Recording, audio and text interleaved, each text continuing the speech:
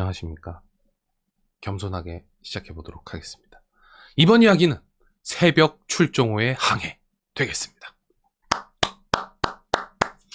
그냥 박수 한번 쳐봤습니다.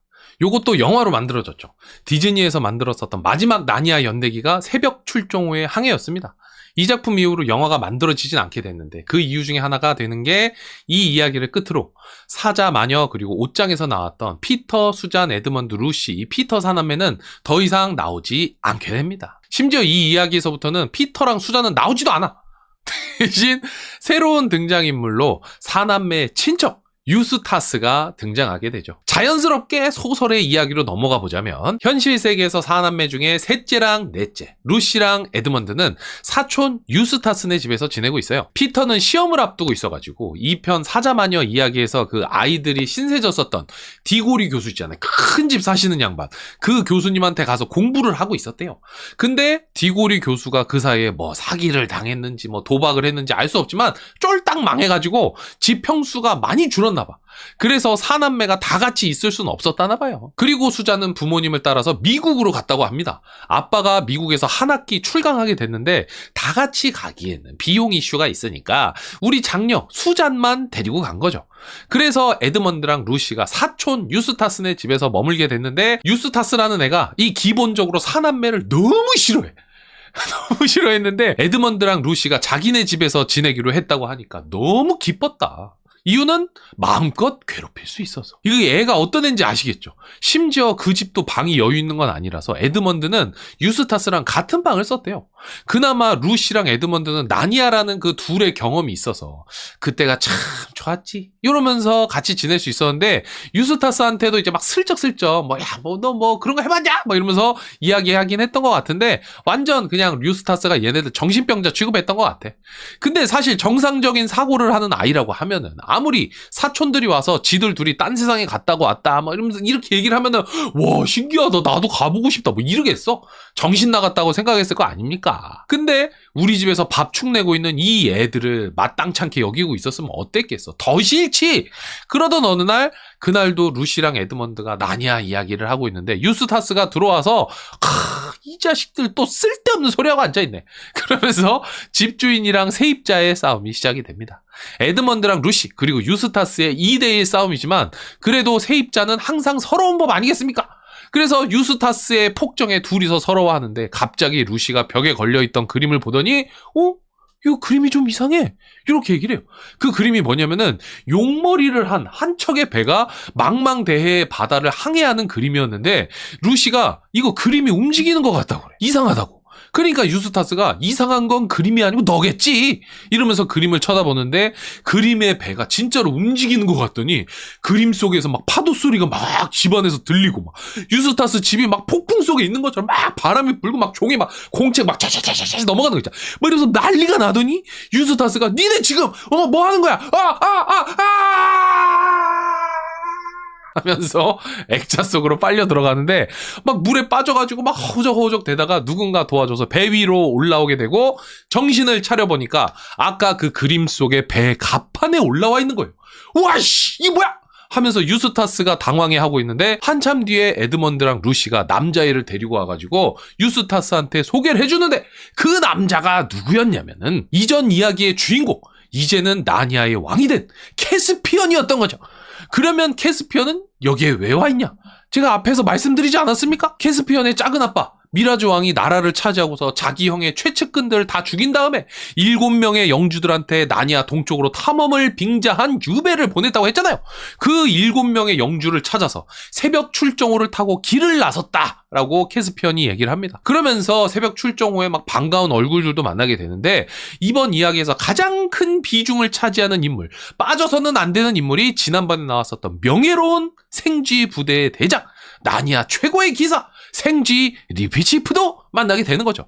리피치프는 7명의 영주들을 찾는 것도 찾는 건데 나니아 동쪽 끝에 있다는 아슬란의 나라를 찾으려고 여행에 합류했다고 합니다. 그래서 이들과 함께 나니아 동쪽 섬들을 돌면서 7명의 영주들을 찾고 아슬란의 나라를 찾아서 떠나는 게 이번 새벽 출정호의 항해 전반적인 이야기가 되겠습니다. 참고로 새벽 출정호는 동쪽에 있는 아슬란의 땅을 향해 가는 의미를 담고 있는데 배 자체가 그렇게 크진 않대요. 그 약간 그 원피스의 고잉 메리오만한 것 같아. 원래는 사남매가 나니아를 다스릴 때는 항해술이랑 조선술이 많이 발달해 있었는데 캐스피언 왕의 선조들이 와가지고 나니아 지배하고 난 다음부터는 조선술이랑 항해술을 버렸다고 하더라고. 그러고서 캐스피언 왕이 된 다음에 다시 조선업을 성장시킨다. 이거 어디서 많이 들어본 얘기 아닙니까? 메이크 나니아 그레이트 어게인 뭐 이런 느낌이랄까? 그리고 에드먼드랑 루시랑 같이 나니아에 온 유스타스 있잖아요.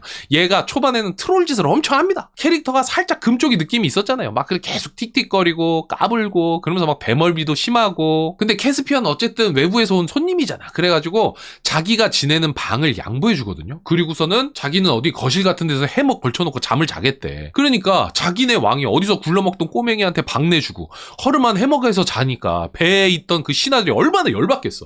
그리고 리피치프랑도 사이가 안 좋아요. 리피치프가 생쥐니까 꼬리가 있잖아. 근데 제가 앞에서 이야기 안 드렸는데 리피치프는 이 꼬리에 긍지를 가지고 있어. 꼬리가 한번 잘렸는데 이거 아슬란이 복구시켜줬거든. 그러니까 이 꼬리가 그냥 꼬리가 아니고 아슬란이 보여준 기적의 상징이었던 거지. 아무도 건들면 안 돼. 함부로 건들면 안 되고 리피치프는 기사기 때문에 누가 귀엽다고 얘기하는 것도 싫어해요. 그래갖고 막 루시가 계속 안아보고 싶어해. 리피치프 귀여워갖고 아 털이 되게 보들보들할 것 같은데 근데 리피치프가 싫어해. 어디 기사가 털이 보들보들하냐고.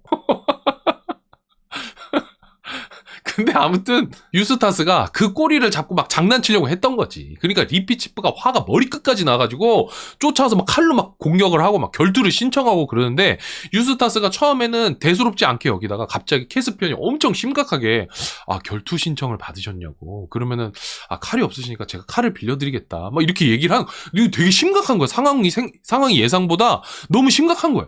그래서 일단 사과를 하고 방에 들어가서 쭈그려 눕습니다. 아무튼 이런 분위기예요. 그러면은 이제 새벽 출정호의 항로를 따라서 섬들을 한번 가보도록 하죠. 각각의 섬들이 가진 상징성이 있는데 그건 제가 섬 이야기가 마무리될 때쯤 끝에다가 가볍게 간단하게 한 줄 정도 말씀드려 보도록 하겠습니다. 첫 번째 도착한 곳은 론 제도라고. 원래는 나니아 땅이었는데 지금 캐스피언 왕의 아빠 캐스피언 9세 때 이때 뭔가 문제가 생겨가지고 나니아의 통치를 받지 않는 곳이 됐다고 합니다. 여기 론 제도는 3개의 섬으로 이루어진 동네예요. 도른, 아브라, 펠리마스 요 3개의 섬인데 그렇게 크게 중요하진 않아요. 여기서 일행들이 흩어지게 됩니다. 루시랑 에드먼드는 전에 나니아의 제왕이었으니까 여기도 굉장히 잘 알고 있을 거 아니에요. 그때는 론 제도가 사남매의 지배 아래에 있었을 때니까 루시가 막 그때를 생각하면서 펠리마스 섬 여기가 참 산책하기 좋았는데 이렇게 얘기를 해가지고 캐스피언이 그러면 우리는 작은 배를 타고 섬에 내려서 좀 걷다가 새벽 출정 오는 사람들이 많이 살고 있는 도른으로 먼저 가고 나중에 우리가 합류하자 라고 해가지고 루시, 에드먼드, 캐스피언, 유스타스, 리피치프 이렇게 5은 펠리마스에 내리고 나머지 선원들은 도른섬으로 가게 됩니다. 그런데 이 론이라는 지역이 노예제도가 활성화된 곳이에요. 그래서 펠리마스에 내린 일행들은 내리자마자 얼마 가지도 못하고 낯선 남자들한테 노예로 붙잡히게 됩니다. 리피치프가 이거 한번 붙어보자고 얘기를 하는데 캐스피언이 안 된대. 노예 상인들이 규모가 얼마나 되는지도 모르고 무장 수준이 어느 정도인지 모르니까 괜히 가볍게 행동하지 말아라 라고 하면서 일단 순순히 붙잡혀 줍니다.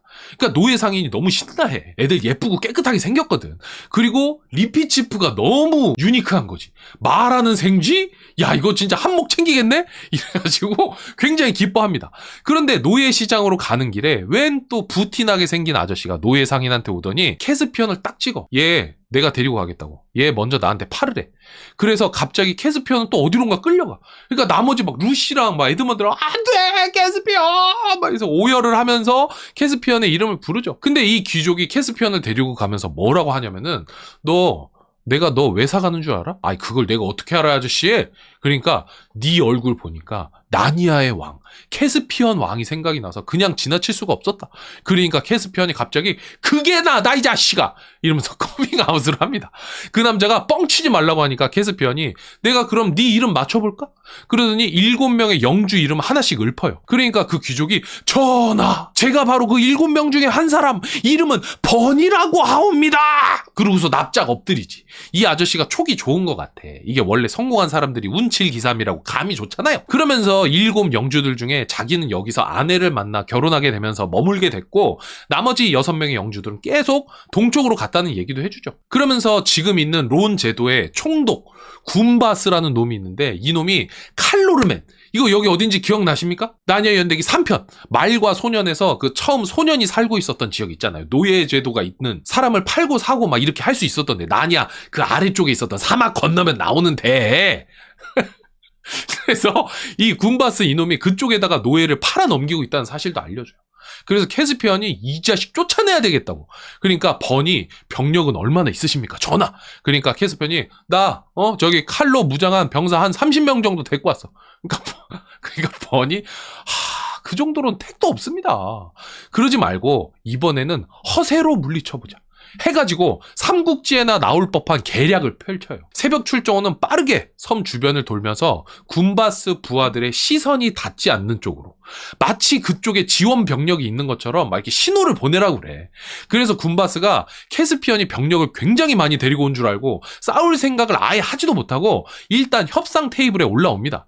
캐스피언이 딱 보니까 군바스가 막 노련해 보이고 탐욕스러워 보이고, 그리고 왠지 모르지만 막 그 차트나 숫자, 그래프 이런 걸 잘 아는 사람인 것 같더래. 그래서 경제적인 지식으로 캐스피언을 누르려고 하니까 캐스피언이 아이씨 됐고 아저씨 자격 박탈, 번 너 어딨어, 네가 지금부터 여기 이제 총독해. 그래가지고 론 제도를 그냥 순식간에 평정을 해버립니다. 그리고 캐스피언이 선언을 하죠. 론 제도는 이제 다시 나니아의 지배를 받는다, 이렇게 선언을 하고 다시 길을 떠나가게 됩니다. 론 제도의 상징은 사회적 정의 뭐 이런 것 같아요. 노예 제도 폐지 뭐 이런 거 보면서 신 앞에 누구나 평등하다, 이런 얘기를 하고 싶었던 거 아닌가라는 생각을 해봅니다. 그 다음에 항해를 하던 캐스피언 일행은 폭풍을 만나게 되죠. 힘겹게 항해를 하다가 이름 모를 섬에 도착해서 배 수리랑 보급을 하기로 하는데, 이때 딱히 할 일이 없었던 유스타스가 섬을 돌아다니다가 너무나도 우연히 용이 죽는 모습을 발견을 해요. 죽은 용이 아니고 용이 죽는 모습을 봐. 물가에서 물 깔짝깔짝 하다가 쿵 하는 걸 보게 되거든요. 이거 너무 신기하잖아. 그리고 때마침 하늘에서 장대비가 이렇게 막 쏟아지는데 유스타스가 비를 피해서 용이 살던 동굴로 추정되는 곳으로 들어가게 됩니다. 거기 가서 유스타스가 눈이 뒤집히게 돼요. 가보니까 동굴 안에 어마어마한 보물들이 있는 거지. 세상 처음 보는 보물들을 보면 막 눈이 막 뒤집히는 거잖아요. 그래서 그거 막 만지작 되다가 무슨 팔찌 같은 게 있어갖고 오케이 요거 되게 좋은데 요거 내가 팔찌 차야지 이러고 손목에 딱 차는데 밖을 보니까 비가 금방 그칠 것 같지도 않아서 거기 동굴에서 한숨 잠을 팍 때립니다. 그런데 잠시 뒤에 눈을 떠보니까 내가 용이 돼버린 거야. 이것도 처음에는 뭔지 몰랐어. 유스타스가 자기 손을 보려고 하는데 팔이 무거운 것 같기도 하고 내 옆에 용의 팔이 보이는 거야. 그래갖고 야씨 이거 그 용의 짝꿍이 이 동굴에 같이 사나 보다, 내가 지금 그 용 옆에서 잤나 보다 싶어가지고 도망치고 막 그러는데 자꾸 용이 쫓아오는 것 같더래. 용의 그림자가 자꾸 보이는 거예요. 그래가지고 막 더 빠르게 달렸지. 그래서 한참을 달리다가 문득 내가 네 발로 뛰어왔다는 사실을 깨닫게 되면서 현타를 빡 세게 맞죠. 그러면서 유스타스가 여기서 철이 들어요. 이제 반성을 하게 되는 거지. 괴물이 되고 나니까 내가 불편하게 생각했던 사람들이 좋은 사람이었다는 걸 깨달아요. 이거 이렇게 말씀드리면 이해가 잘 안 되죠. 아니 괴물이 됐는데 내 주변 사람이 좋은 사람인 거, 이거 연결이 안 되잖아. 이 연결은 소설을 한번 보시면 자세히 아실 수 있어요. 이거는 이런 거 하면 그냥 한번 봐주세요. 저기 뭐 도서관 가서 한번 봐주세요. 아무튼 그래서 반성하고 일행이 있는 곳으로 날아가려고 날개를 쫙 펼치고 날아갑니다. 그때 한편 캐스피언 일행은 유스타스가 없어졌다고 그래서 흩어져가지고 수색을 하는데 조금 있다가 병사 한 명이 오더니 큰일 났대.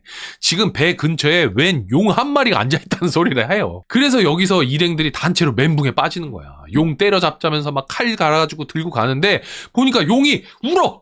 막 닭똥 같은 눈물을 막 뚝뚝 떨어뜨리는 거야. 그래갖고 제가 왜 저러나 보니까 팔에 팔찌가 꽉 껴있더래요. 그래갖고 막 저것 때문에 아픈가 싶어갖고 다가가서 보니까 7명의 영주 중에 한 사람의 이름이 써있는 팔찌인 거야.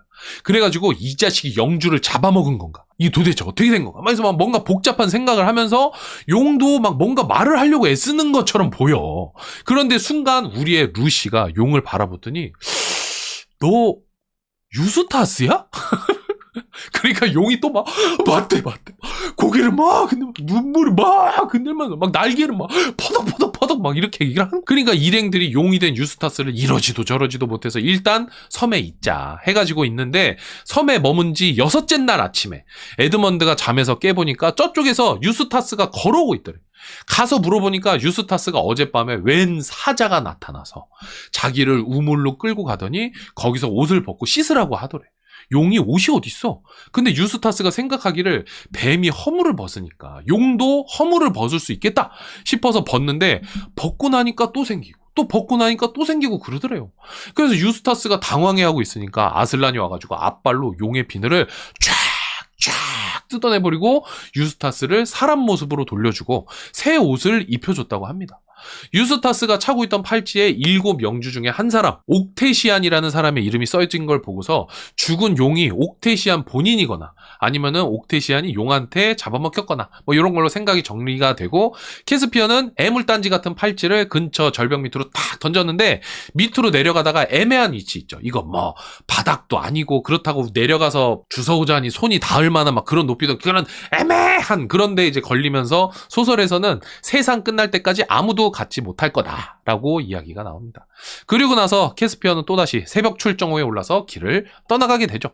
여기서 용은 소설에서 탐욕과 욕망을 상징하더라고요. 그래서 용이 황금을 좋아한다고, 까치처럼. 그래서 본인의 탐욕과 욕망 때문에 용이 된 유스타스가 스스로의 힘으로 이겨내지는 못하고 아슬란의 도움으로 사람이 된 거는 탐욕과 욕망에 대한 신 앞에서의 회심, 회개, 이런 의미로 볼 수 있지 않을까라는 생각을 해보게 됩니다. 그 다음에 이제 바다에서 거대한 바다뱀이랑 한바탕 싸우고 어떤 섬에 도착을 합니다. 저는 이 섬에 한번 가보고 싶다는 생각을 했어요. 한몫 크게 잡을 수 있을 것 같다는 생각을 합니다. 어떤 섬이냐면은 일행이 도착해서 섬을 둘러보다가 뭔 호수를 하나 발견해요. 호수라고는 나오는데 뭐 그렇다고 해갖고 막 어마어마한 호수는 아닐 것 같고 연못보다 조금 큰 정도 아닐까라는 생각을 하는데, 아무튼 에드먼드가 보니까 호수 속에 뭐가 있는 것 같더래. 그래갖고 자세히 살펴보니까 황금 동상이 있네? 크기도 사람이랑 비율이 1대1이야. 그래서 그거를 꺼내보려다가 일단 호수의 깊이를 재봐야겠다 싶어서 들고 왔었던 창을 호수에 넣었는데 창이 조금씩 무거워지는 거예요. 그래서 이거 뭐야? 이러다가 무거워서 창을 놓치게 되는데 보니까 창이 황금으로 변해 있더래. 그걸 보고 놀래가지고 야 이거 뭐야? 이러고서 다들 물러서라고 한 다음에 보니까 호수에 살짝 닿아 있었던 에드먼드의 신발 앞부분이 황금으로 변해 있는 거야. 그럼 뭐야? 호수에 닿으면 황금이 돼버리는 거죠. 마이다스의 손이 아니고 마이다스의 호수인 거야. 그러면 호수에 들어가 있는 황금 동상은 어쩌면 진짜 사람이었을지도 모르는 거죠. 근데 지금 그게 중요한 게 아니고 이 호수의 가치가 엄청난 거죠. 이게 무슨 원리인지는 모르겠는데 이거 관리만 제대로 하면 장난이 아닌 거죠. 그래서 거기 있었던 사람들 마음속에 막 욕망이 꿈틀대기 시작해. 캐스피언 이거 굉장히 중요하면서도 위험한 거니까 지금부터 여기는 나니아에서 특별 관리 들어가겠다고. 이거 왕의 명령이야. 모두 따라야 돼. 근데 이 얘기를 듣고 평소라면 가만히 있을 법한 에드먼드가 잠깐만. 네가 뭔데 나한테까지 명령이지? 나니아에서 왕으로 했던 경력으로 따지면 내가 선배 아니야? 이러면서 둘이 갑자기 순간 분위기가 엄청 안 좋아져. 그래가지고 루시가 에헤이 왜들 그래? 그러면서 말리려고 하는데도 말을 안 들어먹어. 그래가지고 막 다들 주변에서 막 이거 어떻게 하고 이런 싸움 나는 거 아니야? 하면서 어쩔 줄 몰라 하고 있는데 다시 한번 아슬란이 바람처럼 쑥 나타나고 둘을 한번 착 째려봐. 그래서 평 사라져요. 그러니까 그제서야 두 사람이 정신을 차리게 되고 서둘러서 섬에서 떠나가게 되는데, 떠나면서 리피치프가 이 섬의 이름을 죽음의 물섬, 데스워터 아일랜드라고 지어주게 됩니다. 이 섬은 뭐 뻔하죠. 물질 만능주의에 대한 뭐 이런 경고 같은 거지. 그 다음은 목소리의 섬인데 이 에피소드는 살짝 좀 애매하긴 하더라고요. 그냥 보이지 않는 괴물들이 캐스피언 일행을 위협하고, 알고 보니까 얘네가 안 보이는 게 섬의 마법사 코리아킨이라는 양반이 있거든요. 이 양반이 마법으로 보이지 않게 만든 거였어. 괴물들이 원래는 마법사의 하인인데 말을 안 듣는다고 마법을 쓴 거죠. 그리고 마법을 풀려면은 어린 여자애가 도와줘야 된다라고 해서 루시가 가서 마법을 풀어주고, 코리아키는 바다뱀이랑 싸우면서 부서진 배를 마법으로 고쳐줘서 섬을 떠나가게 되는데, 이거 그냥 뭐 이 정도로 이야기하는 이유가 이거 뭐 당사자들끼리 해결할 문제를 그 괜히 엄한 사람한테 부탁한 것 같기도 하고, 내용은 그냥 앞에 말씀드린 이게 다예요. 그래서 그냥 이 정도로 넘어가도 되지 않을까? 아무튼 섬에서 난쟁이들의 부탁을 해결하고 코리아키는 7명의 영주들 중에 4명이 이 섬을 지나갔다라고 하면서 좀 전에 지나온 죽음의 물 섬에서 만난 황금 동상도 영주 중에 1명이었구나라는 사실을 확인하게 됩니다. 그리고 새벽 출정 후에 항해사한테 항해일지를 받아서 동쪽 바다의 지도를 잘 만들어주는 일까지 해줍니다. 이게 사실 이 섬의 에피소드가 좀 애매했는데 이거 없어도 되는 거 아닌가 싶기도 하고, 근데 상징성은 뭐냐면은 하인들이 외모에 대해서 계속 신경 쓰거든요. 보이는 거, 보이지 않는 거, 다른 사람들한테 어떻게 보이는가, 이거 되게 중요하게 보거든. 그래서 외모 지상주의에 대한 어떤 그런 메시지가 담겨 있는 것 같다. 그리고 다시 배를 타고 가게 되는데 이게 보다 보니까 뭔가 항해와 모험 이런 구조가 오디세이와 같다는 생각도 들었어요. 아무튼 다음에 도착한 섬은 뭐 여기도 잠깐 스쳐 지나가는 섬인데, 섬이라기보다는 어두운 섬인지 안개 속인지 모를 곳에 도착을 하게 돼요. 어떤 남자를 구해주고 남자한테 여기가 어디냐라고 물어보니까 여기는 꿈이 현실이 되는 섬이래. 다들 얘기를 듣고 맨 처음에 너무 좋았지. 드림스 컴 트루니까. 근데 이 꿈이 현실이 된다는 게 나의 희망, 소망 이런 게 현실이 되는 게 아니고 말 그대로 진짜 꿈이 현실이 되는 거예요. 그리고 나서부터 사람들이 갑자기 자기들이 꿨던 악몽 같은 것들을 생각하면서 막 마음속에 불안과 공포가 막 거대하게 찾아오지. 막 누구는 막 벨소리가 계속 들린대. 이명인가 봐. 환청이 막 계속 들린다고 하고, 막 철컹철컹 가위 소리 들린다고 하고, 예전에 꿨던 무서운 꿈 생각나고 막 그래갖고 우왕좌왕 갈피를 못 잡고 있을 때 하늘에서 한 줄기 빛이 쫙 내려오면서 새벽 출정호를 감싸게 되고, 또다시 하늘에서 한 마리의 새가 빽 하면서 나타나요. 그러면서 들리는 아슬란의 목소리. 두려워하지 말아라, 으라. 아슬란이 보낸 것 같기도 하고 아슬란이 변신한 것 같기도 하고 막 그렇더래요. 새 종류는 알바트로스라고 하던데, 아무튼 커다란 새 한 마리가 나타나서 일행을 안전한 곳으로 인도합니다. 그러면서 섬에서 구출한 사람 신상을 털어보고는 7명 영주 중에 하나라는 사실도 알게 되죠. 이 섬의 메시지는 이거 좀 신기하더라. 진짜 말 그대로 꿈이었잖아요. 그래서 무의식에 심겨진 두려움과 공포에 대한 이야기, 그리고 그곳에서 벗어나려면 아슬란의 빛, 알바트로스가 필요하다는 이야기가 이 섬의 메시지라고 합니다. 그리고 마지막 섬에서 나머지 세 영주들을 한 번에 만나게 돼요. 안 그래도 책을 읽으면서 이렇게 섬 하나에서 한 사람씩 만나면 분량이 많아질 텐데 이거 슬슬 지겨운 걸 이라고 생각하고 있었는데 역시 훌륭한 작가님이시다 라는 생각을 하게 되죠. 마지막 섬은 세상의 끝의 시작인 곳이에요. 끝의 시작. 캐스피언 일행이 도착해서 섬을 둘러보다가 커다란 식탁을 발견하게 되는데 거기에 나머지 3명의 영주들이 잠을 자고 있어요. 얼마나 잠을 오래 잤는지 막 자기들끼리 머리카락이 자라가지고 막 뒤엉켜 있을 정도로, 그 정도로 오랜 시간 동안 엉켜서 잠을 자고 있었대요. 그리고 잠시 뒤에 엄청나게 예쁜 여인이 한 명 쫙 나타나더니 자기는 이 섬의 주인 라만두의 딸이라고 소개를 해줍니다. 그리고 세 영주가 왜 잠들었는지를 알려주는데, 3명의 영주는 세상의 끝인 이 섬으로 와서 앞으로 어떻게 할지 한참을 얘기를 했대요. 한 명은 세상의 끝에 왔으니까 다시 서쪽 우리의 고향 나니아로 돌아가자. 다른 한 명은 여기 좋은 것 같은데 여기서 지내자. 또 다른 한 명은 여기까지 왔으니까 동쪽 끝, 완전 세상의 끝까지 한번 가보자. 이거 가지고 막 셋이서 막 옥신각신 막 계속 싸우다가 결국 식탁에 있는 돌칼을 어떤 사람이 딱 만지게 됐는데 그 순간 세 사람이 하면서 잠이 들어버리게 됐다고 합니다. 이 식탁은 아슬란의 식탁이라고 부르고, 돌칼은 2부에서 하얀 마녀가 아슬란을 죽일 때 썼던 그 돌칼을 갖다 놓은 거라고 이야기를 해요. 그리고 잠시 뒤에 라만두 본인이 등판을 하는데 자기는 하늘의 별이래. 지금 나이가 너무 많이 들어서 잠깐 쉬는 중인데 쉬고 나면은 또 어려진다고 자기소개를 합니다. 그리고 잠들어 있는 3명의 영주를 깨우려면 세상 끝까지 가야 하고 거기서 한 명은 아슬란의 나라로 가야 된다 라는 이야기를 하는데, 리피치프가 그거 듣고 그거 제가 하겠습니다 라고 자진해서 손을 번쩍 들죠. 그리고 여행의 마지막 목적을 달성하기 위해서 세상의 끝으로 가기로 해요. 근데 캐스피언이 보니까 몇몇 선원들이 가기 싫어하는 게 너무 눈에 보여. 근데 그럴 수도 있는 게 이미 영주들의 흔적은 찾기도 했고 동쪽 끝이 어딘 줄 알아. 그리고 갔을 때 무슨 일이 생길지도 모르고, 우리야 뭐 지구가 동그라네 어쩌네 뭐 해서 대부분 다 알고 있지만 여기는 용도 살고 있고 아직 갈릴레오 선생님 같은 사람이 없어갖고 지구 평면설을 믿고 있었단 말이죠. 그러니까 살고 싶은 거지. 그래서 캐스피언이 다녀오면은 포상금 많이 줄 테니까 그러면은 너네도 부자 될 거고 자손 대대로 명예로운 이야기를 할 수 있을 거다 이렇게 얘기를 하다가, 아니 솔직히 말해서 여기까지 왔는데 안 가본다고? 이러면서 몰라, 야, 나는 뭐 해줄 수 있는 거 다 얘기해줬고 니네 생각은 존중하는데 나도 막 그렇게 너네 억지로 끌고 갈 생각은 없어. 자, 30분 줄 테니까 다 흩어져서 생각 정리해가지고 와. 이래가지고 각자 흩어지는데 30분 있다가 생각보다 사람들이 설득이 잘 됐어. 그래서 한 명 빼고 나머지가 모두 다시 한번 새벽 출정으로 모이게 됩니다. 그 한 명은 나중에 두고두고 후회를 했다고 책에 나오게 되죠. 아무튼 그렇게 다시 한번 하나된 마음으로 동쪽 바다 끝을 향해 갑니다. 가기 전에 그 꿈꾸는 대로 이루어지는 섬에서 구한 그 영주 아저씨 있죠.